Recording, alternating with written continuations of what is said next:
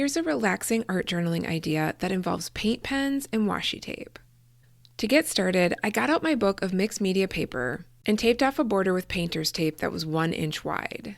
Then I applied washi tape across the page, making random shapes. The washi tape I used here was 10 millimeters wide. You could use tape that's more narrow if that's what you have. I wanted more negative space between the shapes, so I used my wider tape. Next, I took out acrylic paint pens in grape green, orange, yellow, pink, bright yellow, and coral pink, and used the paint pens to draw lines of varying widths within the shapes that were created by the washi tape. All of the pens I used on this page were Posca markers with medium bullet tips.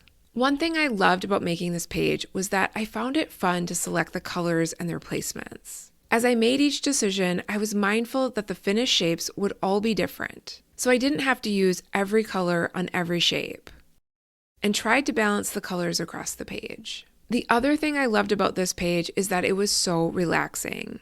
It took me about 35 minutes to make. If you want or need a quicker art journaling session, you can tape off a smaller rectangle or square on your page, or work on the page in stages, coming back to it as you have time. And if you could use some more quick and easy art journaling ideas, I have linked a video with tips for 5-minute art journaling. It's just above the title on this one. I should mention that I put a hairdryer on this page for a few seconds between each color I applied, so that I didn't smudge the wet paint as I worked. Finally, when the page was filled with stripes, I carefully removed the tape by pulling slowly and evenly. Before I started peeling, I turned my hairdryer on high heat for about a minute. I turned it on again when I was about halfway through removing the washi tape. And I also gave the painter's tape a blast as well. It might seem that's overdoing it, but this mixed media paper that I'm using here is more susceptible to tearing if I don't use enough heat.